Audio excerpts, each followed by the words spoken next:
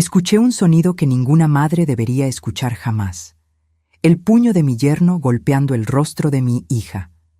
Corrí a la sala y la vi en el suelo llorando, mientras Marcos la agarraba del cabello. Cuando intenté defenderla, ella me suplicó entre lágrimas: «No te metas, mamá. Por favor, no llames a nadie».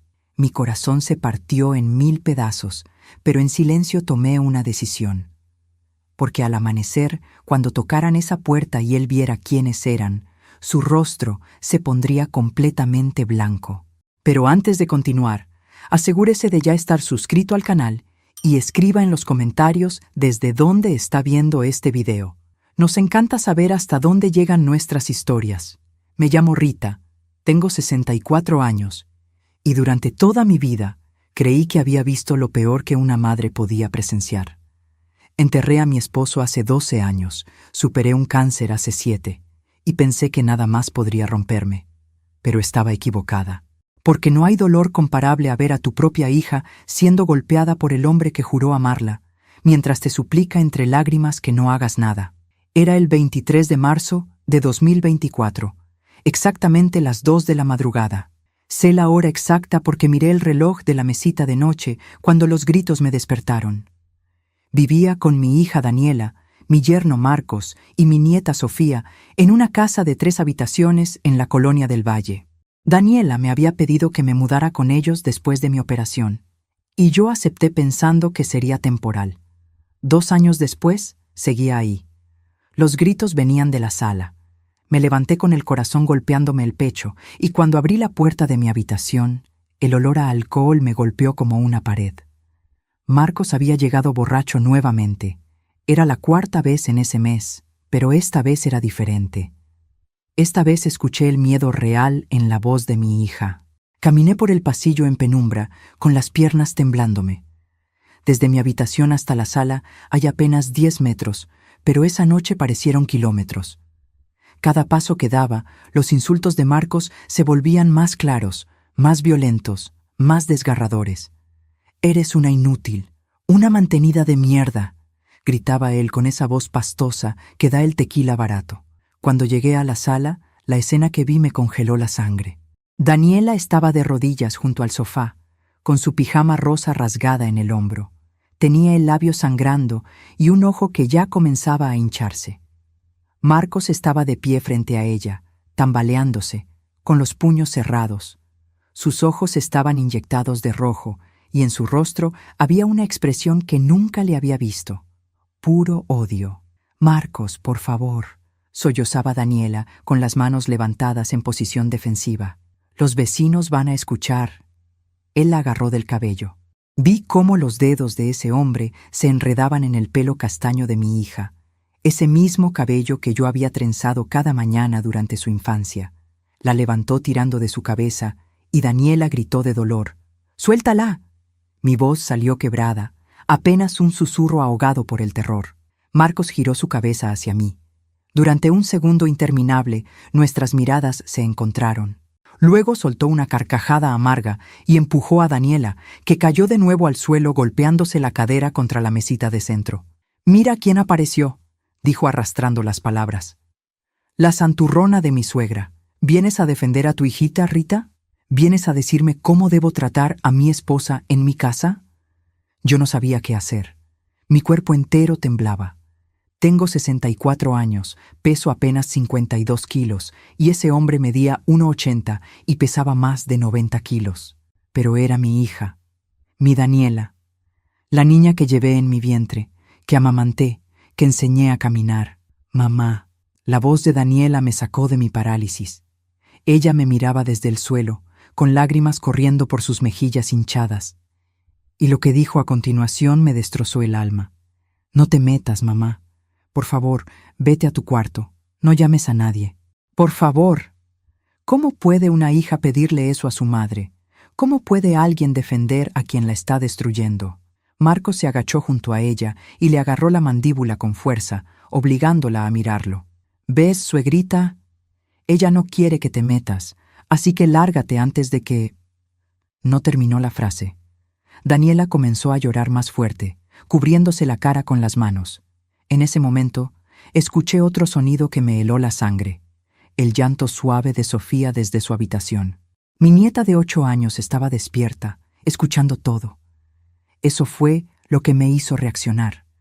No podía salvar a Daniela en ese momento, no con ese monstruo borracho y violento frente a mí, pero podía hacer algo más, algo que cambiaría todo. Retrocedí lentamente, sin quitarle los ojos de encima a Marcos. «Está bien», dije con voz temblorosa. «Me voy. Perdón». Regresé a mi habitación, cerré la puerta y me quedé de pie en la oscuridad con el corazón desbocado.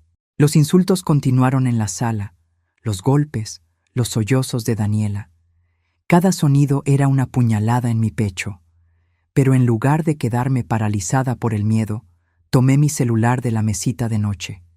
Mis manos temblaban tanto que casi lo dejo caer.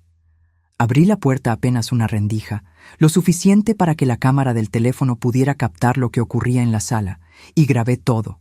Grabé cómo Marcos la insultaba llamándola perra inútil. Grabé cómo la empujaba contra la pared. Grabé cómo Daniela, mi hija valiente que había sido medallista en atletismo, que había estudiado contabilidad, que había sido tan fuerte toda su vida, se encogía como una niña asustada suplicándole que parara. La grabación duró 8 minutos con 40 segundos. 8 minutos que se sintieron como 8 horas. Cuando finalmente Marcos se tambaleó hacia el baño y Daniela se arrastró hasta su habitación, yo cerré la puerta de mi cuarto y me dejé caer en la cama. No lloré. Todavía no. Porque dentro de mí algo había cambiado. El miedo se estaba transformando en algo diferente, en determinación, en furia fría y calculada. Abrí mi galería de fotos. Allí estaban todas las evidencias que había estado recopilando durante los últimos 8 meses sin que nadie lo supiera. Fotos de moretones en los brazos de Daniela que ella decía haber conseguido al tropezar. Capturas de pantalla de mensajes donde Marcos la insultaba, fotografías de puertas rotas y platos estrellados contra la pared. Yo no soy tonta. Llevo más de 6 décadas en este mundo. Y he aprendido a observar. Desde enero de ese año, cuando vi el primer moretón sospechoso en el cuello de mi hija, comencé a documentar todo en silencio. Esperaba que Daniela reuniera el valor para denunciarlo. Esperaba que ella misma tomara la decisión de irse. Pero esa noche comprendí que no podía esperar más. Mi hija estaba atrapada en un ciclo de violencia del que no podría salir sola. Y si yo no actuaba, terminaría recibiéndola en un ataúd. Me senté en la cama y abrí mi lista de contactos. Busqué el nombre de Julián Cortés, el abogado que había manejado la herencia de mi esposo años atrás. Eran las 2:37 de la madrugada, pero esto no podía esperar. Escribí un mensaje. Julián, necesito tu ayuda urgente. Es sobre Daniela. Tengo pruebas de violencia doméstica. ¿Puedes venir mañana temprano? La respuesta llegó a los 5 minutos. Estaré ahí a las 7. ¿Estás a salvo? Por ahora sí, respondí. Pero esto termina mañana. Guardé el teléfono y finalmente me permití llorar. Lloré por mi hija, por mi nieta, por todos esos meses en que había sido testigo silenciosa del deterioro de Daniela. Lloré porque sabía que lo que estaba por hacer destrozaría nuestra familia tal como la conocíamos. Pero también sabía que era la única forma de salvarla. A las 3 de la madrugada, la casa finalmente quedó en silencio. Marcos roncaba en el sofá. Daniela lloraba en voz baja en su habitación. Y yo me quedé despierta toda la noche, con mi teléfono en la mano, repasando las pruebas, preparándome para lo que vendría, porque al amanecer, todo cambiaría. Y aunque mi hija me odiara, aunque me llamara traidora, aunque nunca me perdonara, yo haría lo que una madre debe hacer, protegerla, incluso de sí misma. El reloj marcaba las 5 de la mañana cuando finalmente tomé la última decisión. Envié otro mensaje, esta vez al número de emergencias para casos de violencia doméstica que había guardado semanas atrás. Ya no había vuelta atrás. Las primeras luces del alba entraban por mi ventana cuando escuché el timbre. Eran las 7 en punto de la mañana del 24 de marzo, y mi corazón latía tan fuerte que pensé que se saldría de mi pecho. No había dormido ni un minuto en toda la noche. Me quedé sentada en el borde de mi cama, vestida con la misma ropa del día anterior, esperando, revisando una y otra vez las fotografías en mi teléfono, asegurándome de que todo estuviera listo, de que no hubiera marcha atrás. Julián llegó primero, tal como había prometido. Lo vi desde mi ventana bajarse de su auto gris, un hombre de 50 y tantos años con un maletín bajo el brazo. Caminaba con esa seguridad que da la experiencia. Abrí la puerta antes de que volviera a tocar el timbre, llevándome un dedo a los labios para pedirle silencio. «Gracias por venir», susurré, haciéndolo pasar. La casa todavía estaba en penumbra. Marcos seguía durmiendo en el sofá de la sala, exactamente donde lo había dejado la madrugada anterior. Podía escuchar sus ronquidos desde la entrada. Nos metimos a la cocina y cerré la puerta con cuidado. Julián dejó su maletín sobre la mesa y me miró con esos ojos que habían visto demasiados casos como el mío. «Muéstrame lo que tienes», dijo en voz baja. Le entregué mi teléfono. Vi su rostro cambiar mientras revisaba el video de la noche anterior. Apretó la mandíbula cuando llegó a la parte donde Marcos jalaba del cabello a Daniela. Sus ojos se oscurecieron cuando escuchó los insultos, los golpes. «Rita, esto es suficiente para una denuncia formal», dijo después de unos minutos. Su voz era grave, controlada. «Pero necesito que entiendas algo. Si seguimos adelante con esto, no habrá vuelta atrás. Daniela va a estar furiosa contigo, al menos al principio». «Lo sé», respondí, sorprendida por lo firme que sonaba mi propia voz. «Pero si no hago algo ahora, la próxima vez que grabe un video así, podría ser el último». Julián asintió lentamente. Conocía a mi familia desde hacía años. Había estado en el bautizo de Daniela, en su boda con Marcos. Recordaba cuando ese hombre todavía fingía ser encantador. «¿Cuándo empeoró?», preguntó mientras sacaba documentos de su maletín. «Hace 2 años, cuando perdió su trabajo en la constructora», expliqué. Al principio solo eran discusiones fuertes. Luego comenzó a beber más. Los empujones llegaron hace 1 año. Los golpes. Hace 8 meses vi el primer moretón que no podía explicar con una excusa creíble. Julián tomaba notas en una libreta. «¿Daniela ha intentado dejarlo?». «3 veces», dije, sintiendo cómo se me cerraba la garganta. La última vez fue en noviembre. Empacó maletas, tomó a Sofía y se fueron a casa de su prima Laura. Duraron 4 días. Él fue llorando, jurando que cambiaría, culpando al alcohol, prometiendo terapia. Daniela regresó. La terapia nunca llegó. En ese momento escuchamos movimiento en la sala. Marcos se estaba despertando. Los dos nos quedamos inmóviles, conteniendo la respiración. Escuchamos sus pasos pesados dirigiéndose al baño, el sonido de la puerta cerrándose. «Los otros llegarán en 1 hora», susurró Julián, mirando su reloj. Contraté a una trabajadora social y coordiné con las autoridades locales. Vendrán con una orden de protección temporal que solicité anoche como medida de emergencia. Un juez amigo me debía un favor. Me quedé mirándolo. «¿Tan rápido?». «Tengo 30 años trabajando en estos casos, Rita. Sé cuándo no hay tiempo que perder». Hizo una pausa. «Pero necesito que me respondas algo con honestidad. ¿Estás preparada para que Daniela te odie durante un tiempo? Porque va a pasar». Cerré los ojos. Vi mentalmente el rostro de mi hija cuando descubriera lo que había hecho. Su furia, su sensación de traición.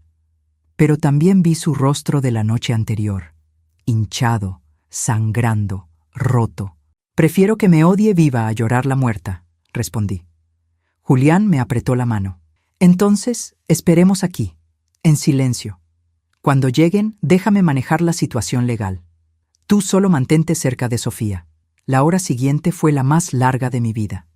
Nos quedamos en la cocina, sin hacer ruido, mientras Marcos se duchaba y se preparaba café como si nada hubiera pasado, como si la noche anterior no hubiera golpeado a su esposa frente a su suegra, como si fuera un día normal. Daniela salió de su habitación alrededor de las 7:40. Escuché sus pasos suaves, casi temerosos. Entró a la cocina y se sobresaltó al vernos ahí. El lado izquierdo de su cara estaba horrible. El ojo completamente cerrado por la hinchazón, el labio partido, un moretón amarillento extendiéndose por su mejilla. Llevaba puesta una blusa de manga larga a pesar del calor, seguramente para ocultar más marcas.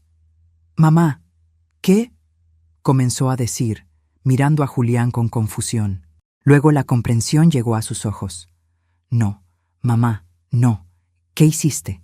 Antes de que pudiera responder, el timbre sonó. 3 toques firmes, oficiales. Daniela palideció tanto que pensé que se desmayaría. «¿Qué hiciste?», repitió. Esta vez su voz era un chillido ahogado de pánico. Marcos apareció en la entrada de la cocina, todavía con el cabello mojado de la ducha. «¿Quién diablos toca a esta hora?». Nadie respondió. El timbre sonó de nuevo, más insistente. Julián se puso de pie y caminó hacia la puerta principal. Yo lo seguí, sintiendo las piernas temblorosas. Daniela venía detrás de mí, agarrándome del brazo. «Mamá, por favor, no abras esa puerta», suplicaba entre dientes. «Por favor, lo que sea que hayas hecho, todavía podemos arreglarlo». Pero Julián ya había abierto. En el umbral había 3 personas, 2 agentes de policía con uniforme y una mujer de unos 40 años, con identificación del Instituto Municipal de las Mujeres colgando del cuello. Llevaba una carpeta bajo el brazo y una expresión seria pero compasiva. «Buenos días», dijo uno de los oficiales, un hombre de complexión robusta. «Buscamos al señor Marcos Vega. Tenemos una orden de restricción temporal y necesitamos hablar con la señora Daniela Vega». El mundo pareció detenerse por un segundo. Marcos, que había estado a medio camino hacia la sala, se quedó congelado.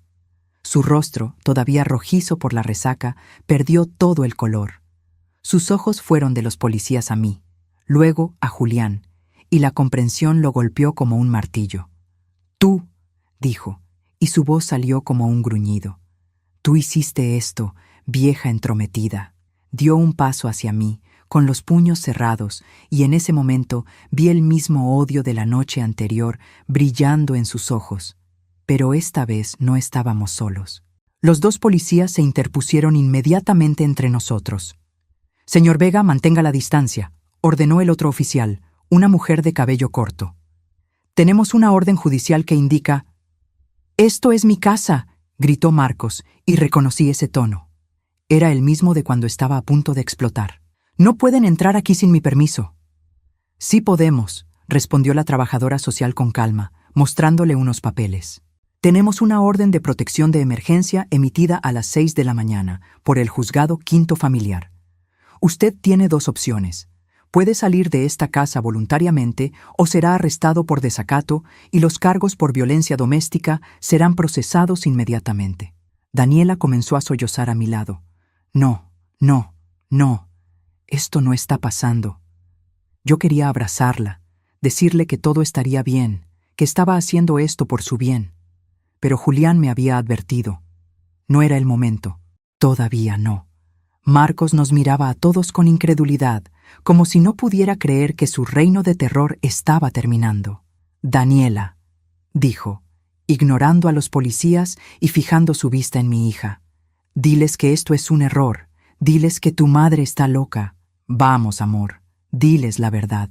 Y allí estaba, el ciclo de manipulación que yo había visto repetirse una y otra vez. La voz suave, el apodo cariñoso, la mirada suplicante. Como si la noche anterior nunca hubiera ocurrido. Daniela abrió la boca, y por un momento terrible pensé que iba a defenderlo, que iba a decirles a los policías que todo era un malentendido, que iba a destruir todo lo que yo había hecho para salvarla. Pero entonces la trabajadora social se acercó a ella con gentileza. «Señora Daniela, mi nombre es Patricia Campos. Soy del Departamento de Atención a Víctimas. No tiene que decir nada ahora si no quiere. Pero necesito que sepa que tiene opciones, que no está sola». Sacó su teléfono y le mostró algo. No pude ver qué era, pero vi cómo los ojos de mi hija se abrían enormes. Vi cómo su mano volaba a su boca. Vi cómo las lágrimas comenzaban a correr por su rostro destrozado. Patricia le había mostrado el video que yo había grabado la noche anterior. «¿Dónde conseguiste esto?», susurró Daniela, mirándome con una mezcla de horror y traición. «Lo grabó su madre», respondió Patricia suavemente.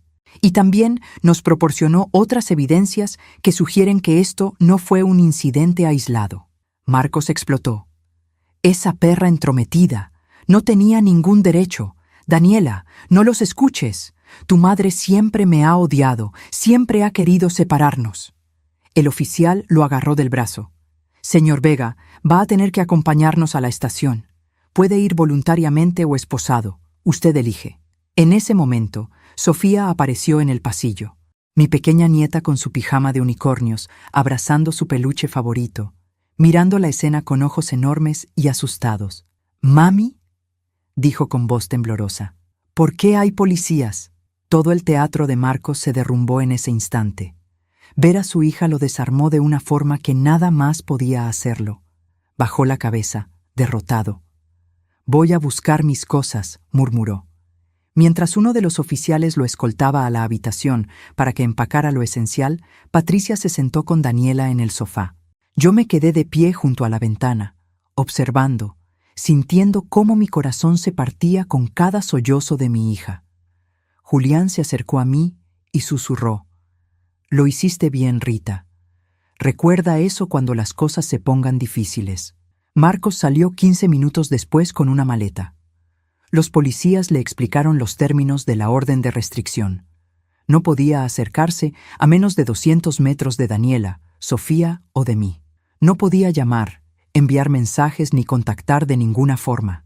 La orden tendría vigencia inmediata por 90 días, mientras se procesaba el caso completo. Cuando pasó junto a mí camino a la puerta, me miró con tanto odio que sentí un escalofrío recorrerme la espalda. «Esto no se va a quedar así», dijo entre dientes. «Vas a arrepentirte de haberte metido en mi matrimonio». Pero yo ya no le tenía miedo. No después de todo lo que había visto. No después de saber que mi hija y mi nieta finalmente estarían a salvo. La puerta se cerró detrás de él, y por primera vez en meses, la casa se sintió como un hogar y no como una prisión. Pero cuando me giré hacia Daniela, esperando quizás un atisbo de alivio en su rostro, lo que encontré fue furia pura. «Salgan todos de mi casa», dijo con voz helada. «Todos. Ahora». Y supe que la batalla más difícil apenas estaba comenzando. Patricia y los oficiales se marcharon 1 hora después, dejando folletos informativos sobre refugios y líneas de apoyo que Daniela tiró a la basura en cuanto cruzaron la puerta. Julián intentó quedarse, pero mi hija lo echó con una frialdad que nunca le había conocido. Solo quedamos las 3, ella, Sofía y yo, en una casa que de repente se sentía más hostil que cuando Marcos vivía en ella. Daniela no me dirigió la palabra en todo el día. Se encerró en su habitación con Sofía, y cada vez que yo intentaba tocar la puerta, me gritaba que me fuera. Escuchaba sus sollozos a través de las paredes, un llanto desgarrador que me destrozaba por dentro. Pero también escuchaba algo más: llamadas telefónicas. Daniela estaba hablando con alguien, probablemente con su prima Laura o con alguna amiga, contándole su versión de los hechos. La versión donde yo era la villana que había destruido su matrimonio. Esa noche preparé la cena como siempre hacía. Pollo guisado con arroz, la comida favorita de Sofía. Puse la mesa para 3, esperando que al menos mi nieta saliera a comer. Pero Daniela pidió pizza por teléfono y ni siquiera salió a recogerla cuando llegó. Le pidió al repartidor que la dejara en la puerta. Me comí mi plato sola en la cocina, con el sonido de la televisión de su cuarto de fondo. Cada bocado me sabía a ceniza. Al día siguiente, 25 de marzo, las cosas empeoraron. Daniela finalmente salió de su habitación alrededor de las 10 de la mañana. Tenía el rostro todavía hinchado, pero ahora con capas gruesas de maquillaje intentando ocultar los moretones. Llevaba lentes oscuros dentro de la casa. Se sentó frente a mí en la mesa del comedor con los brazos cruzados. Sofía estaba en la escuela, así que finalmente estábamos solas. «Quiero que sepas algo», comenzó, y su voz temblaba de rabia contenida. «Lo que hiciste ayer fue imperdonable. No tenías ningún derecho a meterte en mi matrimonio, a llamar a la policía, a humillarnos así frente a los vecinos». Respiré hondo antes de responder. «Daniela, él te estaba golpeando. Te vi sangrar. Escuché cómo te insultaba. Tú no entiendes nada», gritó, golpeando la mesa con la palma de la mano. Marcos estaba pasando por un mal momento. Tiene problemas, sí, pero estábamos trabajando en ello. Y tú lo arruinaste todo. Me quedé mirándola, incrédula. ¿Trabajando en ello? Daniela, esto lleva pasando meses, años, y cada vez es peor. Tú no sabes de qué hablas, respondió, quitándose los lentes. Sus ojos estaban rojos, no solo por el golpe, sino por horas de llanto. Marcos me ama. Sé que tiene un problema con el alcohol. Sé que a veces pierde el control, pero ese no es él realmente. El verdadero Marcos es bueno, es cariñoso, es... ¿El hombre que te jaló del cabello anteayer? Interrumpí, sintiendo cómo mi propia voz se elevaba. ¿El que te llamó perra inútil? ¿El verdadero Marcos es ese? Daniela se puso de pie tan bruscamente que su silla cayó hacia atrás. Tú nunca lo quisiste. Desde el día de nuestra boda, has estado esperando cualquier excusa para separarnos. Nunca fue suficientemente bueno para ti, ¿verdad? Porque no tenía un título universitario como papá, porque trabajaba con sus manos. Eso no es cierto y lo sabes, dije, también poniéndome de pie. Yo acepté a Marcos con los brazos abiertos. Lo recibí en esta familia. Pero el hombre del que te enamoraste ya no existe, hija. Y no sé si alguna vez existió realmente. Nos quedamos mirándonos por un largo momento. Vi en sus ojos tanta confusión, tanto dolor, tanta necesidad desesperada de creer que todo esto era un error, que su mundo no se estaba desmoronando. Quiero que te vayas, dijo finalmente, con voz fría. Busca tus cosas y vete de mi casa.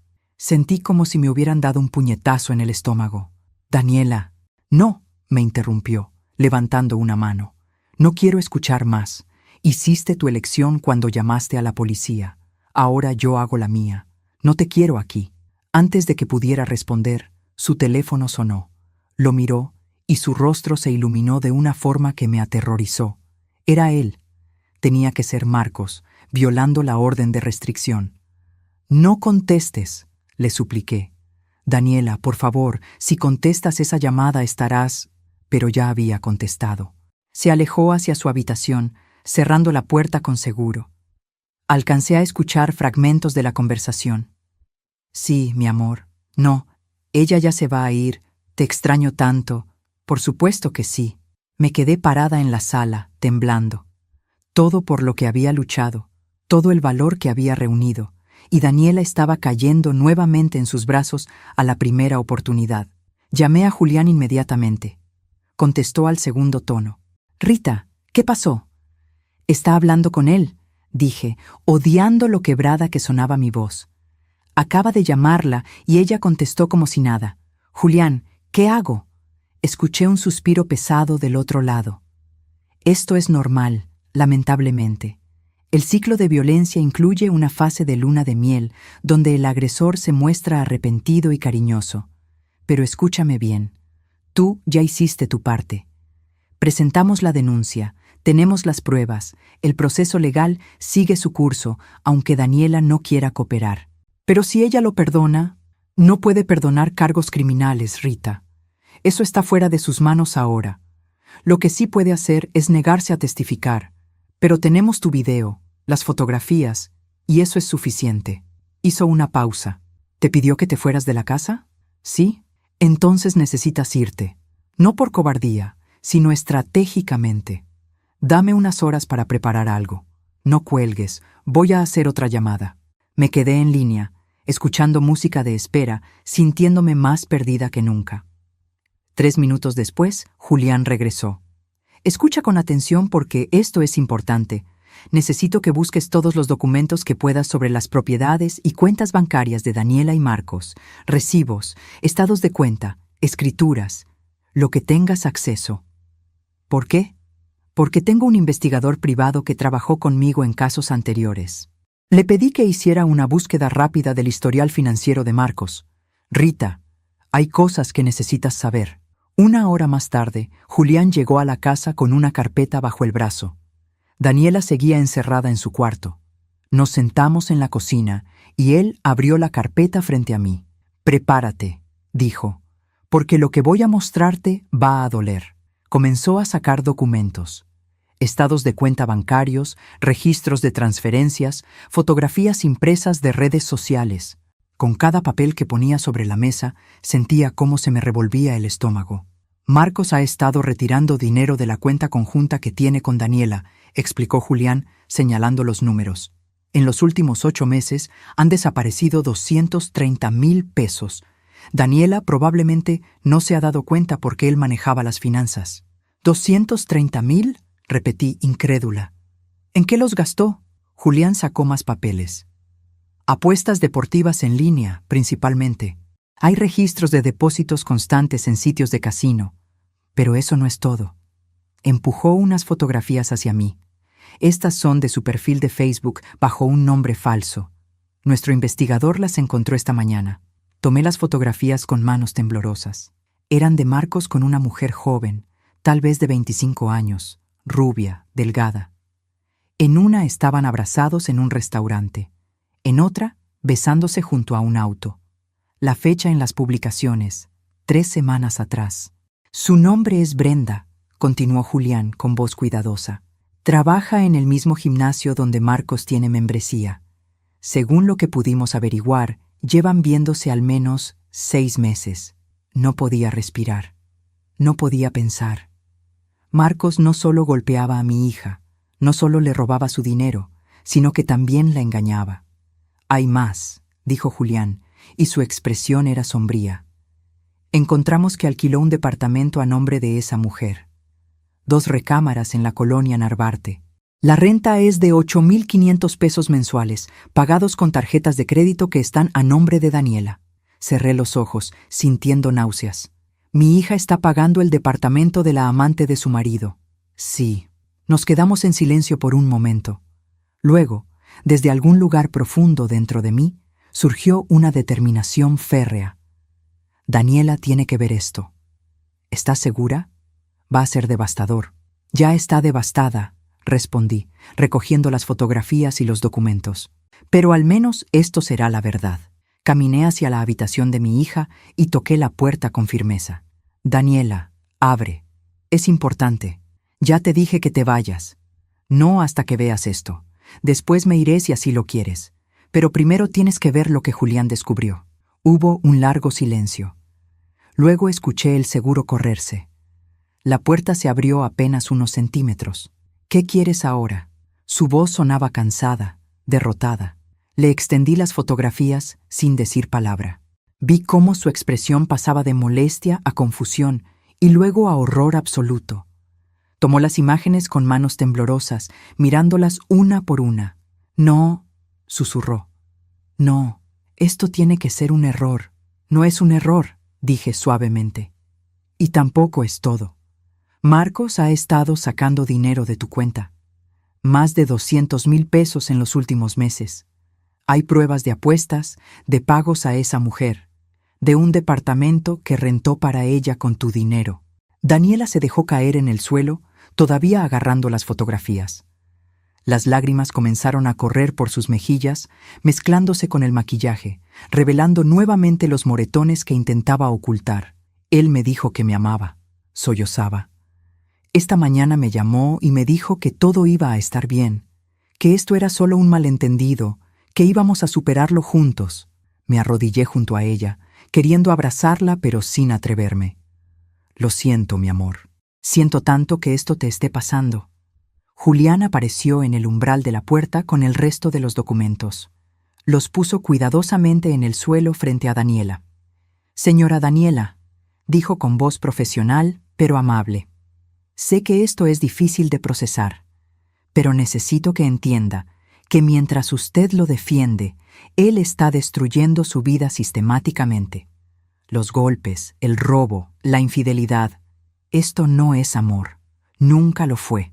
Daniela levantó la vista hacia él, con el rostro destrozado. ¿Qué hago ahora? No tengo trabajo. Todo nuestro dinero está en cuentas conjuntas. La casa está a nombre de los dos. Por eso vine, respondió Julián. Tengo un plan, pero necesito que confíes en mí y en tu madre. Mi hija me miró entonces con ojos nuevos. Ya no había rabia en ellos, solo dolor y una vulnerabilidad que me recordó a cuando era pequeña y se caía de su bicicleta. Mamá, susurró. Tenías razón, sobre todo. La abracé entonces, apretándola contra mi pecho mientras lloraba. Lloré con ella, por todo el tiempo perdido, por todas las veces que había querido decirle la verdad, pero no me atreví, por el dolor que sabía que vendría antes de que pudiera sanar. Pero mientras la sostenía, también sentí algo más: esperanza. Porque finalmente, después de tanto tiempo, mi hija estaba empezando a ver la realidad. Y aunque el camino sería largo y doloroso, al menos ahora lo recorreríamos juntas. Los siguientes 3 días fueron un torbellino de actividad legal que me dejó exhausta pero decidida. Julián trabajó como si la vida de Daniela dependiera de ello, y en cierto modo así era. La mañana del 27 de marzo, después de que Daniela finalmente aceptara la realidad de su situación, comenzamos a organizar todo meticulosamente. Julián llegó temprano con su asistente, una mujer llamada Carmela que llevaba 3 cajas de archivadores vacíos. «Necesitamos documentar absolutamente todo», explicó Julián mientras desplegaba papeles sobre la mesa del comedor. Cada recibo, cada estado de cuenta, cada mensaje de texto, todo se convertirá en evidencia. Daniela estaba sentada en el sofá, con Sofía acurrucada a su lado viendo caricaturas. Mi hija lucía diferente desde la revelación, más pequeña, más frágil, pero también más presente, como si hubiera despertado de un sueño largo y oscuro. Pasamos toda esa mañana revisando documentos. Yo había guardado copias de los estados bancarios que llegaban por correo, algo que Daniela nunca revisaba porque Marcos le decía que él se encargaba de esas cosas aburridas. Ahora, viendo los números en blanco y negro, mi hija comprendía la magnitud del saqueo financiero. «Aquí hay un retiro de 15,000 pesos el 8 de febrero», señaló Carmela con un marcador amarillo. «¿Recuerdas alguna compra grande ese día?» Daniela negó con la cabeza, sus ojos fijos en el papel. «Ese día fue mi cumpleaños. Marcos dijo que no tenía dinero para celebrar, que había sido un mes difícil». Su voz se quebró. «Comimos pastel que mi mamá compró». Sentí una punzada en el pecho recordando ese día. Había comprado el pastel de 3 leches favorito de Daniela, y Marcos ni siquiera había tenido la decencia de cantar las mañanitas con nosotras. Julián continuó tomando notas sin hacer comentarios. Sabía que cada revelación era una herida nueva, pero necesaria para que Daniela comprendiera con quién había estado casada realmente. Al mediodía, el abogado recibió una llamada. Su expresión se endureció mientras escuchaba. Cuando colgó, nos miró con seriedad. «Marcos acaba de presentar una contrademanda», anunció. «Está alegando que tú, Rita, orquestaste todo esto porque quieres quedarte con la casa de Daniela. Dice que manipulaste evidencia y que el video fue editado». Me quedé sin aliento. «¿Qué? Eso es absurdo». «Por supuesto que lo es», dijo Julián con calma, «pero es exactamente lo que esperábamos. Los agresores siempre intentan voltear la situación y hacerse las víctimas. Por eso necesitamos ser más astutos». Se volvió hacia Daniela. «Necesito que seas completamente honesta conmigo. ¿Hay algo en tu historia con Marcos que él pueda usar en tu contra? ¿Algún mensaje donde tú lo hayas amenazado? ¿Alguna pelea donde tú lo hayas agredido primero? Cualquier cosa». Daniela pensó por un largo momento. Una vez, hace como 1 año y medio, le arrojé un plato durante una discusión. No le di, pero se rompió contra la pared. Él me tomó fotos de los pedazos y dijo que las guardaría por si algún día yo quería hacerme la víctima. Julián asintió sin sorpresa. Clásica táctica de abusador. Guardar evidencia de cualquier reacción tuya para neutralizar tus acusaciones futuras. No te preocupes, sabemos cómo manejar eso. Esa tarde, Julián nos llevó a un apartamento que yo había comprado años atrás como inversión. Estaba en la colonia Roma Norte, un segundo piso pequeño pero luminoso que había rentado a estudiantes universitarios hasta el mes anterior. Cuando los inquilinos se fueron, pensé en venderlo, pero algo me detuvo. Ahora entendía por qué. «Este lugar es perfecto», dijo Julián mientras recorríamos las habitaciones vacías. «Está a tu nombre, Rita, así que Marcos no tiene ningún derecho sobre él. Daniela y Sofía pueden quedarse aquí mientras se resuelve el proceso legal». Daniela caminaba despacio por el apartamento, tocando las paredes como si no pudiera creer que esto fuera real. «Mamá, este departamento debe valer más de 1 millón de pesos. No puedo aceptar». No estoy regalándotelo, interrumpí firmemente. Te lo estoy prestando. Cuando te recuperes económicamente, hablaremos de un alquiler justo. Pero ahora mismo, necesitas un lugar seguro donde Marcos no pueda encontrarte. Sofía corrió hacia la habitación más pequeña y gritó emocionada. «Mami, esta puede ser mi recámara. Tiene ventana al parque». Ver a mi nieta sonreír por primera vez en días hizo que todo valiera la pena. Durante los siguientes 2 días, organizamos la mudanza en secreto. No podíamos dejar que Marcos supiera dónde estarían viviendo. Julián contrató a una empresa de mudanzas discretas que llegó cuando él estaba en su audiencia preliminar con su propio abogado.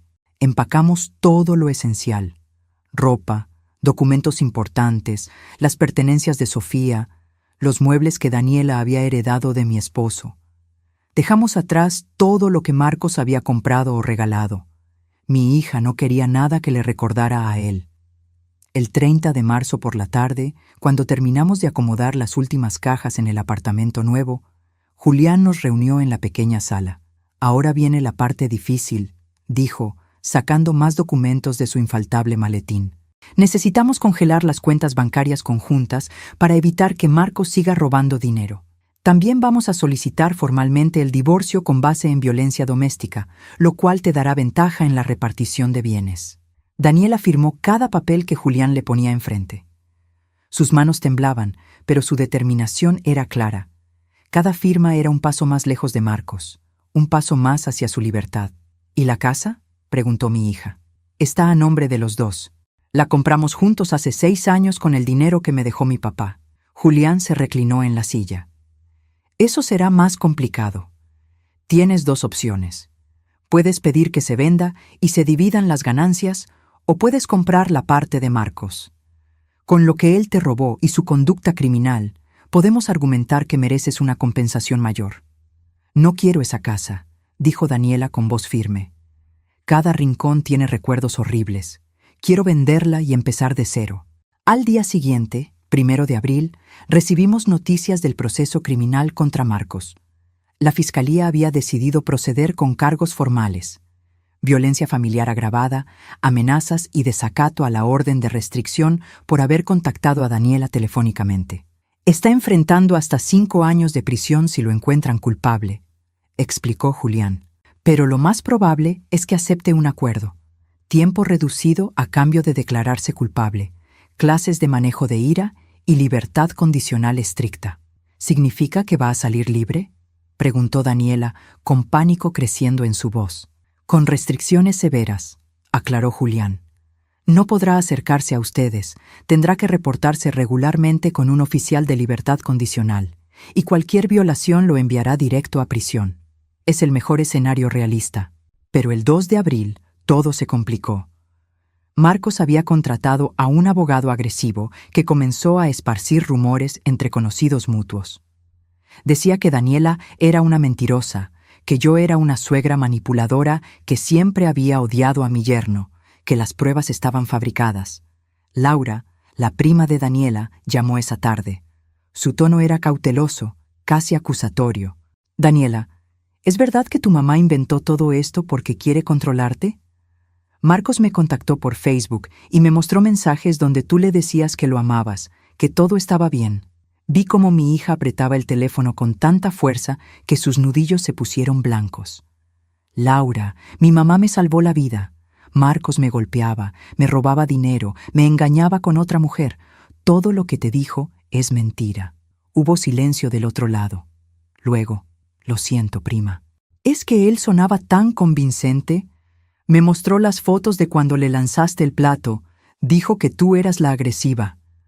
Después de colgar, Daniela se derrumbó en llanto. «¿Por qué nadie me cree? ¿Por qué todos piensan que estoy exagerando?» «Porque él es encantador cuando quiere serlo», respondí, abrazándola. «Porque así funcionan los manipuladores. Construyen una imagen pública impecable para que cuando la víctima hable, nadie le crea». Esa noche, Julián nos visitó con noticias que cambiarían todo. Traía consigo a un hombre de unos 40 años, delgado, con lentes y una laptop bajo el brazo. «Ella es Ricardo», presentó Julián. «Es contador forense. Le pedí que revisara todas las transacciones financieras de Marcos de los últimos 3 años. Ricardo abrió su computadora sobre la mesa y comenzó a mostrar gráficas y tablas. Señora Daniela, su esposo no solo le robó 230,000 pesos. El total es mucho mayor. Con las tarjetas de crédito que están a su nombre, los préstamos que solicitó usando su firma forjada y las deudas acumuladas, estamos hablando de 580,000 pesos. Me sentí mareada. Daniela se puso pálida como la cera. ¿Cómo es posible? Yo nunca firmé ningún préstamo. Por eso dije firma forjada, respondió Ricardo, mostrando documentos escaneados. Aquí está su supuesta firma en una solicitud de préstamo por 120,000 pesos a nombre de ambos. Pero mire la diferencia con su firma real. Es claramente falsificada. Julián se inclinó hacia adelante. Esto es fraude financiero, además de todo lo demás. Marcos no solo irá a prisión, sino que será responsable de devolver cada peso.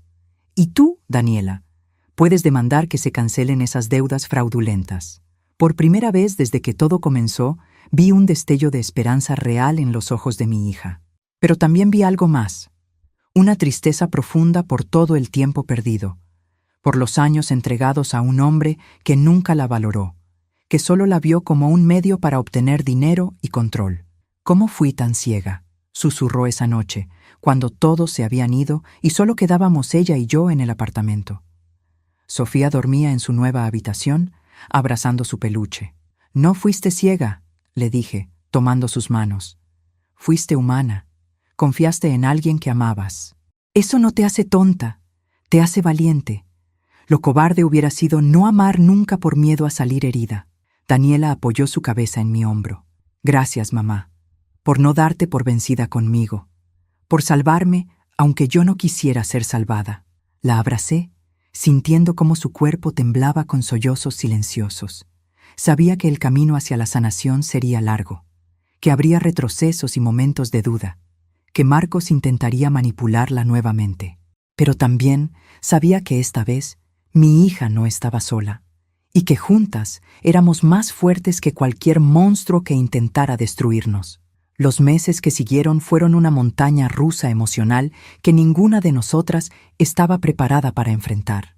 Abril llegó con lluvias torrenciales que parecían reflejar el caos interno de nuestras vidas. Daniela comenzó terapia psicológica la segunda semana de ese mes.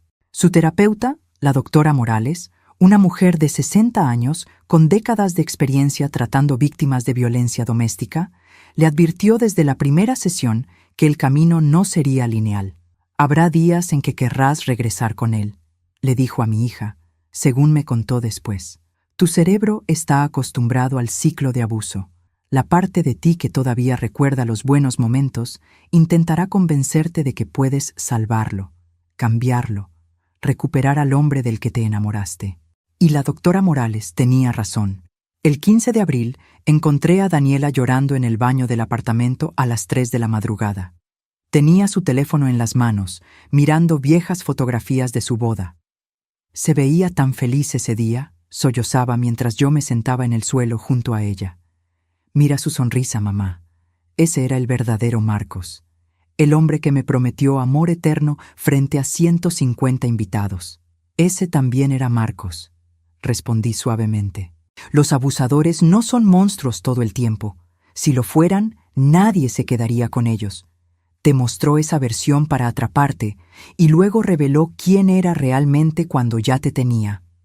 Daniela guardó el teléfono y apoyó la cabeza contra la pared. «¿Sabes qué es lo peor? Que una parte de mí todavía lo extraña. Extraño tener a alguien que me abrace por las noches, aunque sea el mismo que me lastima. ¿Qué tan rota estoy para sentir eso?» «No estás rota», le aseguré, tomando su mano. «Estás sanando. Y sanar duele más que seguir herida a veces». Pero las tentaciones de Marcos no habían terminado. A pesar de la orden de restricción, encontraba maneras creativas de contactar a Daniela. Usaba números desconocidos, creaba perfiles falsos en redes sociales. Incluso una vez envió flores al apartamento, fingiendo ser un servicio de bienvenida de la colonia. El 20 de abril, Julián nos llamó con urgencia. «Marcos acaba de aceptar un acuerdo con la fiscalía. 2 años de prisión reducidos a 18 meses con buena conducta, seguidos por 3 años de libertad condicional. Tiene que pagar una multa de 50,000 pesos y asistir a terapia obligatoria. ¿Eso es todo?, preguntó Daniela, con incredulidad en su voz. ¿18 meses por todo lo que hizo? Es el sistema, respondió Julián con frustración evidente. Pero hay más. Como parte del acuerdo de divorcio, tiene que devolver los 230,000 pesos que robó, renunciar a cualquier derecho sobre la casa y pagar pensión alimenticia para Sofía por 3,500 pesos mensuales. La venta de la casa se concretó a finales de abril. Una pareja joven la compró sin saber la historia de violencia que contenían esas paredes. Se vendió en 1,800,000 pesos. Después de pagar la hipoteca restante y los gastos legales, Daniela recibió 940,000 pesos. Era dinero suficiente para empezar de nuevo. Pero el precio emocional había sido devastador. Mayo trajo cambios inesperados. Daniela comenzó a buscar trabajo después de 6 años de dedicarse exclusivamente al hogar. Marcos siempre le había dicho que no necesitaba trabajar, que su lugar estaba cuidando la casa. Ahora entendía que había sido otra forma de control, mantenerla dependiente económicamente. Las entrevistas laborales fueron humillantes. Su título en contabilidad estaba desactualizado. Los empleadores preguntaban por qué había un vacío de 6 años en su currículum. Daniela inventaba excusas, avergonzada de admitir la verdad. «Nadie va a contratarme», me dijo una noche de mediados de mayo, después de su 7ª entrevista fallida. «Tengo 32 años, sin experiencia reciente, y una hija que cuidar. Soy exactamente lo que ninguna empresa quiere». «Entonces crearás tu propia oportunidad», respondí. «Eres contadora. Puedes ofrecer servicios de manera independiente, trabajar desde casa, estar disponible para Sofía». La idea germinó lentamente. Para finales de mayo, Daniela había creado un perfil profesional en línea ofreciendo servicios de contabilidad para pequeños negocios. Su primer cliente fue el dueño de una tintorería que Julián le recomendó. Pero justo cuando las cosas comenzaban a estabilizarse, Marcos lanzó su último ataque. El 4 de junio, mientras Daniela recogía a Sofía de la escuela, un hombre se le acercó en el estacionamiento. Era primo de Marcos, alguien que ella conocía vagamente de reuniones familiares. «Daniela, necesito hablar contigo», dijo, bloqueándole el paso hacia su auto. «Marcos está destrozado. Perdió todo por tu culpa.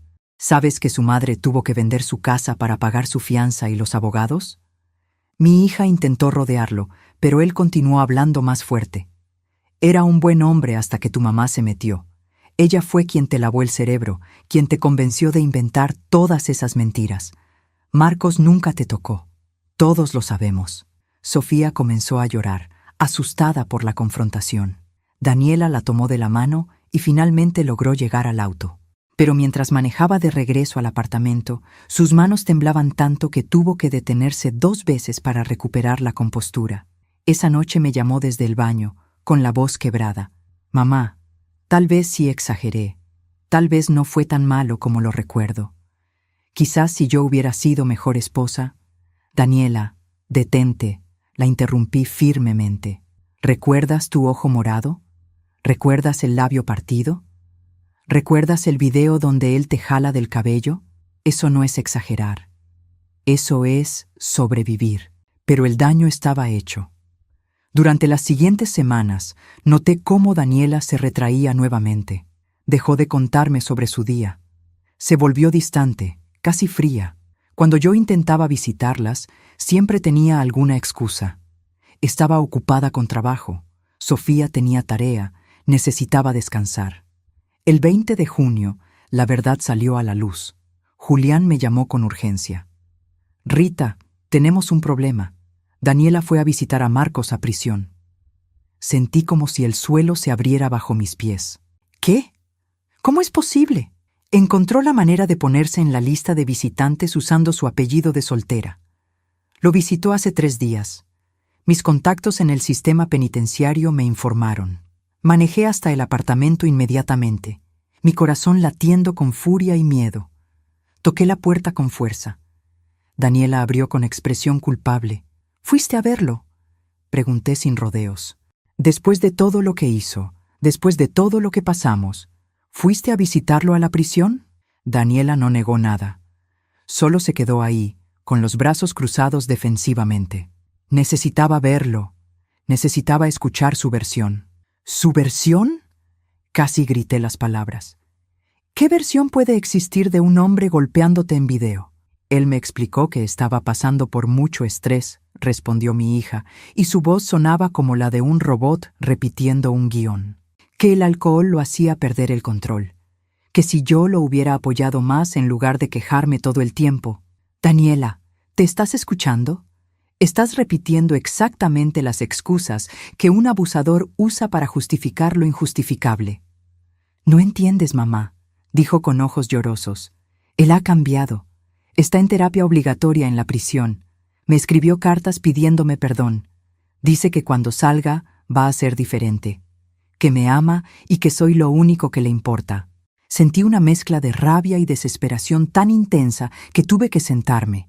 ¿Y le creíste? ¿Después de todo? Yo no lo sé, admitió Daniela. Pero merece una segunda oportunidad, ¿no? La gente puede cambiar. La gente puede cambiar, sí, pero no los abusadores que no reconocen su responsabilidad completa. Y si está culpándote a ti de sus acciones, entonces no ha cambiado nada. Nos quedamos mirándonos, y vi en ese momento la distancia infranqueable que se había abierto entre nosotras. Daniela no estaba lista para soltar a Marcos completamente, y yo no podía obligarla. Escucha bien lo que voy a decirte. Comencé con voz temblorosa, pero firme. Yo hice todo lo que estaba en mi poder para salvarte. Te saqué de esa casa, te conseguí abogado, te di un lugar seguro para vivir, pero no puedo salvarte de ti misma. Mamá, no he terminado, la interrumpí. Si decides volver con él cuando salga de prisión, esa será tu elección. Pero yo no voy a quedarme a ver cómo te destruyes nuevamente.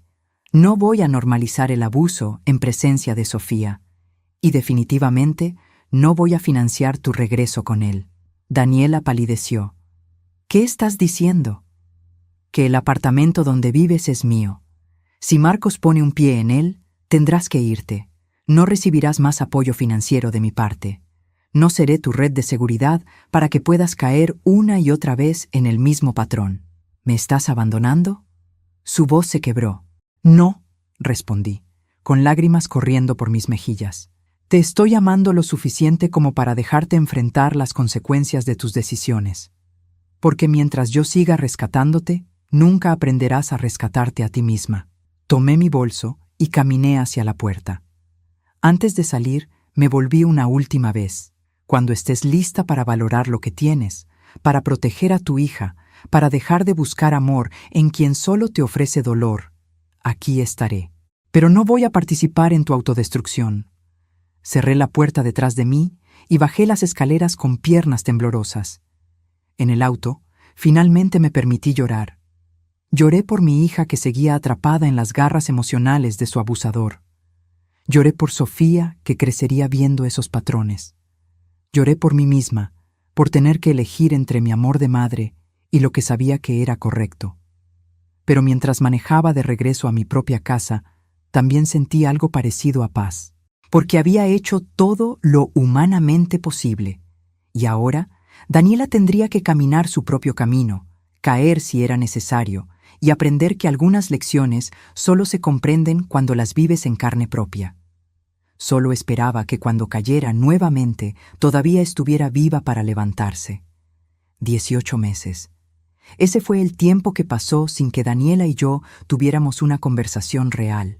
18 meses de silencio roto solo por mensajes breves sobre Sofía, cumpleaños recordados con tarjetas formales y encuentros incómodos en eventos escolares donde apenas nos mirábamos.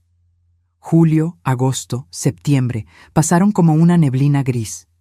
Yo intenté continuar con mi vida. Me uní a un grupo de tejido en la parroquia. Comencé clases de yoga para personas mayores. Pasaba las tardes leyendo en mi jardín. Pero cada noche, antes de dormir, miraba mi teléfono esperando un mensaje de mi hija que nunca llegaba. Julián me mantenía informada sobre la situación legal. Marcos cumpliría su sentencia completa en diciembre de 2025. Con buena conducta, podría salir en septiembre u octubre de ese año. El tiempo corría, y yo sabía que cuando ese día llegara, Daniela tendría que tomar una decisión definitiva. En octubre de 2024, 6 meses después de nuestra última conversación real, vi a Sofía en la salida de su escuela. Yo había ido a dejar unos documentos en la dirección y la encontré esperando sola en la banca del jardín. «¡Abuela!», gritó cuando me vio, corriendo hacia mí con una sonrisa enorme. Me abrazó con tanta fuerza que casi pierdo el equilibrio. «Te extraño mucho. ¿Por qué ya no vienes a visitarnos?». Mi corazón se partió en pedazos. «Yo también te extraño, mi amor. Tu mamá y yo estamos pasando por un momento difícil». «Lo sé», dijo Sofía con una madurez impropia de sus 9 años. «Mami llora mucho por las noches y habla por teléfono con alguien, pero se esconde en el baño para que yo no escuche». No necesitaba preguntar con quién hablaba. Lo sabía. Daniela apareció 5 minutos después, y la expresión de su rostro cuando me vio fue una mezcla de sorpresa, incomodidad y algo que parecía alivio. Se veía más delgada, con ojeras profundas, el cabello recogido descuidadamente. «Mamá», dijo simplemente. «Daniela», respondí con la misma neutralidad. Nos quedamos mirándonos mientras Sofía nos observaba con esperanza. Finalmente, mi hija suspiró. «¿Quieres tomar un café? Hay una cafetería cerca». Acepté, sorprendida por la invitación. Caminamos en silencio hasta un pequeño local a 2 cuadras, con Sofía entre nosotras tomando nuestras manos. Una vez sentadas con nuestras bebidas, Daniela finalmente habló. «Sé que estás enojada conmigo», comenzó, revolviendo su café sin mirarlo. «Y tienes derecho. Fui a verlo 3 veces más después de que me dijiste que pararías de ayudarme». Sentí una punzada en el pecho, pero mantuve mi expresión neutral. «¿Y? Y él sigue siendo el mismo», admitió con voz quebrada. «En las visitas es encantador. Se disculpa, llora, me dice todo lo que quiero escuchar. Pero luego me llama desde la prisión usando teléfonos de otros internos, y si no contesto cuando él quiere, me insulta. Me dice que soy una perra malagradecida, que debería estar agradecida de que todavía quiera estar conmigo después de que lo metí a la cárcel». No dije nada, solo escuché, dándole el espacio que necesitaba para continuar. «La última vez que fui a visitarlo fue hace 2 semanas», prosiguió. «Me dijo que cuando saliera íbamos a volver a estar juntos, que teníamos que darle a Sofía una familia completa, que tú me habías envenenado contra él, pero que él me perdonaba». Daniela levantó la vista y vi lágrimas corriendo por sus mejillas. Y yo casi le dije que sí, mamá. Casi le prometí que lo esperaría, porque una parte de mí todavía cree que puedo salvarlo, que si tan solo lo amo lo suficiente. «Pero no puedes», dije suavemente, «porque él no quiere ser salvado. Quiere seguir controlándote». «Lo sé», susurró. «En mi cabeza lo sé, pero mi corazón todavía recuerda al hombre que me llevaba flores cada viernes cuando recién nos casamos, al que me cantaba en la cocina mientras cocinábamos juntos, al papá que jugaba con Sofía en el parque los domingos. Ese hombre era una máscara», le recordé. «Una actuación para atraparte. El verdadero Marcos es el que te golpeó, el que te robó, el que te engañó, y ese nunca va a desaparecer». Daniela asintió lentamente, limpiándose las lágrimas. «La doctora Morales me dijo lo mismo. Dice que sufro de síndrome de trauma por vínculo, que mi cerebro asocia el abuso con el amor, porque así fue mi relación con él durante tanto tiempo». Nos quedamos en silencio por un momento. Luego Daniela respiró profundo.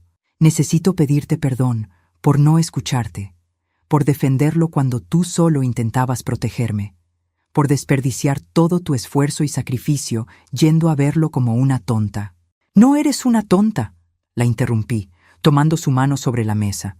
«Eres una sobreviviente, y los sobrevivientes a veces necesitan tiempo para procesar su trauma. No estoy enojada contigo, hija. Estoy preocupada, aterrada de hecho». «Yo también», admitió, «porque sale en menos de 1 año, y sé que va a venir por mí. Va a intentar convencerme nuevamente, y no sé si seré lo suficientemente fuerte para decirle que no». Apretó mi mano con más fuerza. «Por eso necesito que vuelvas a mi vida, mamá. Te necesito. Necesito que me recuerdes la verdad cuando él intente hacerme creer sus mentiras otra vez. Sentí lágrimas quemar mis propios ojos. Siempre he estado aquí, Daniela. Nunca me fui realmente. Solo estaba esperando a que estuvieras lista. Pasamos la siguiente hora hablando. Daniela me contó sobre sus clientes nuevos, sobre cómo Sofía estaba teniendo problemas para concentrarse en la escuela, sobre las pesadillas que todavía la despertaban algunas noches. Yo le conté sobre mis clases de yoga, sobre el nuevo libro que estaba leyendo, sobre lo mucho que había extrañado escuchar su voz. Pero sabía que esto era solo el principio. La verdadera prueba vendría cuando Marcos recuperara su libertad. Los meses siguientes fueron de reconstrucción lenta. Daniela volvió a invitarme al apartamento. Comenzamos a tener cenas familiares los domingos. Sofía pasaba los sábados conmigo. La relación no era la misma que antes. Había cicatrices que nunca sanarían completamente, pero estábamos intentando. En marzo de 2025, un año después de aquella noche horrible, Julián nos llamó con noticias importantes. Marcos va a salir el 15 de septiembre, 5 meses antes de lo planeado por sobrepoblación carcelaria. Necesitamos prepararnos. Daniela palideció cuando le di la noticia. No estoy lista, dijo con pánico en la voz. Pensé que tendría más tiempo. Entonces usaremos estos 5 meses para fortalecerte, respondí con firmeza. Aumentarás la frecuencia de tu terapia.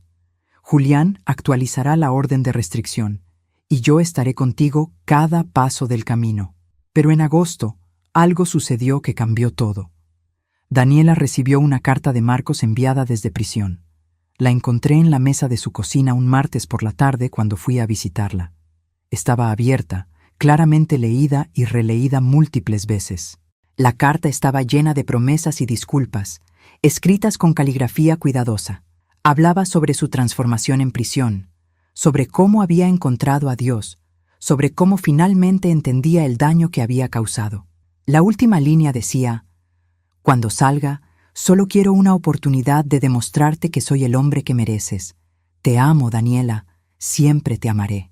¿Vas a responderle?, pregunté, dejando la carta sobre la mesa. Daniela negó con la cabeza, pero vi la duda en sus ojos. No debería. Pero mamá, ¿y si es verdad? ¿Y si realmente cambió? Entonces lo demostrará respetando la orden de restricción, respondí. Si realmente cambió, respetará tu espacio, tu tiempo, y no presionará.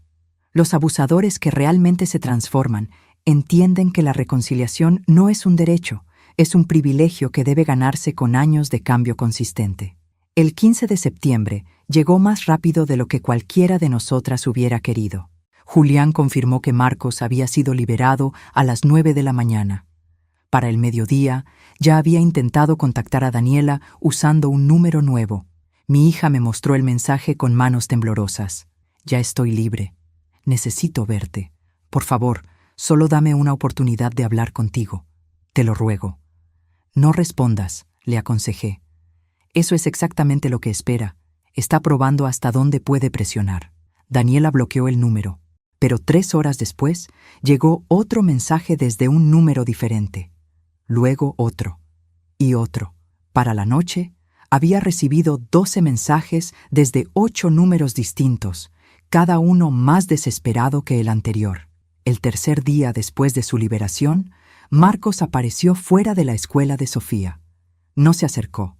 Técnicamente no violó la orden de restricción de 200 metros, pero se quedó parado al otro lado de la calle, mirando, esperando.